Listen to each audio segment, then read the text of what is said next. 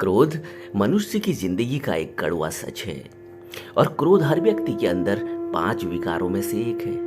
किसी भी जीव की धरती पर जो रचना होती है, उस जीव को अपने जीवन की देखभाल करने के लिए, अपनी रक्षा करने के लिए और इस सांसारिक रचना को चलायमान रखने के लिए ये 5 विकार या गुण दिए गए हैं: काम, क्रोध, लोभ, मोह और अहंकार। आज हम बात कर रहे हैं क्रोध की।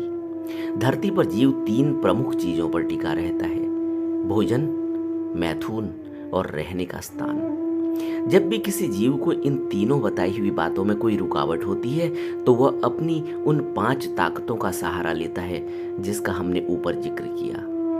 क्रोध उन 5 में से एक है। तो पहली बात तो यह हुई कि यह क्रोध आपके ही अंदर नहीं है, बल्कि धरती पर समस्त जीवों में विद्यमान है।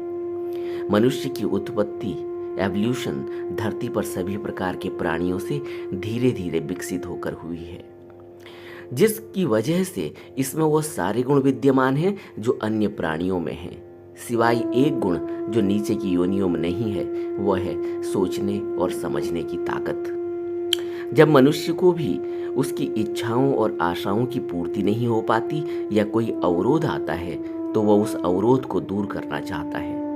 क्योंकि मनुष्य के अंदर सोचने और विचार करने की ताकत है, इसी वजह से वो अपने उन 5 गुणों का बेहतर सदुपयोग कर सकता है, इनको सूझबूझ से इस्तेमाल कर सकता है।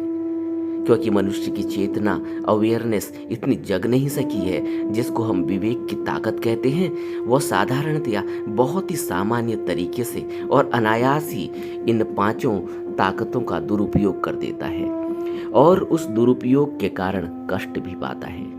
क्योंकि इसके अंदर सोचने और विचारने की क्षमता भी है, इसलिए यह और ज़्यादा कष्ट पाता है, क्योंकि यह बार बार दोहराता रहता है और पछताता रहता है। इसे जगाने के लिए बुद्ध ने अष्टांगिक मार्ग को सहारा बनाया, जिसके द्वारा प्रज्ञा को, होश को, स्मृति को, समाधि को जगाया जा सकता है और इन प्रवृत्तियों को बस में किया जा सकता है और दुख से मुक्त होया जा सकता है। अगर आपके अंदर क्रोध ज्यादा है तो समझना चाहिए कि आपके अंदर कोई बड़ी रिक्तता है, कमी है, उसको समझना होगा, जिसको अंग्रेजी में इन्फीरियोरिटी कॉम्प्लेक्स कहते हैं। दूसरा यह समझना होगा कि आप जो पाना चाहते हैं वो गुस्से या क्रोध से नहीं मिलेगा, बल्कि आपकी सोच समझ और विवेकशील होने से इसी क्रोध में व्यय हो रही ऊर्जा को बेहतर इस्तेमाल करने से मिलेगा। क्योंकि गुस्से में जो ऊर्जा बर्बाद की जा रही है, यही ऊर्जा है जिसको आप सोचने और विचारने में, अच्छा करने में लगा सकते हैं। क्रोध में जो आप करते हैं वह आपको और भी भयंकर दुष्चक्र में फंसा देता है। साधारणतया क्रोध में हिंसा और गलत काम ही ज्यादा होते हैं, जिससे आप शरीर को, मन को, अपने से जुड़े हुए लोगों को, समाज को ही दुखी और परेशान करते हैं। क्योंकि क्रोध में मनुष्य में और जानवर में एक ही फर्क है कि मनुष्य अगर होश नहीं रख रहा है तो समझदारी से हल होश रख रहा है तो समझदारी से हल निकाल लेगा, जिसको हम दिखावटी गुस्सा भी कहते हैं। और अगर होश खो बैठा है तो पशु हो जाएगा। और आप जानते ही हैं कि जब पशु हिंसा करते हैं, लड़ाई करते हैं, तो जब तक एक की मृत्यु न हो जाए तब तक नहीं छोड़ते, क्योंकि उनके पास सोचने समझने की शक्ति ही नहीं है।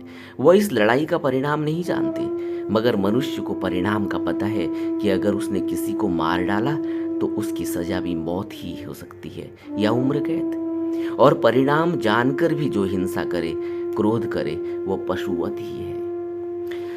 अब देखते हैं कि आप क्रोध से क्या फायदा उठा सकते हैं। इससे बचने का और इससे फायदा उठाने का और एक ही कामयाब तरीका है कि जब भी क्रोध आए, इस ऊर्जा का सदुपयोग करें, इसको सदुपयोग बनाएं, इस ऊर्जा को संकल्प शक्ति में बदल दें कि अब मैं इसको अच्छे से करके रहूंगा, अपनी मेहनत से पाकर दिखाऊंगा। लेकिन यह सब पॉजिटिव कार्यों में ही करना चाहिए। जैसे जैसे आप अपने क्रोध को सकारात्मक संकल्प शक्ति में बदलने लगेंगे, आपकी जिंदगी बदल जाएगी और आप दुनिया के बहुत महान व्यक्तियों की कतार में आ जाएंगे। ऊर्जा एक ही है, चाहे उसे सकारात्मक कार्यों में लगाकर जीवन को अच्छा बना लो, चाहे उसको नकारात्मक कार्यों में लगाकर जीवन को बर्बाद कर दो। सब आपके ऊपर निर्भर है।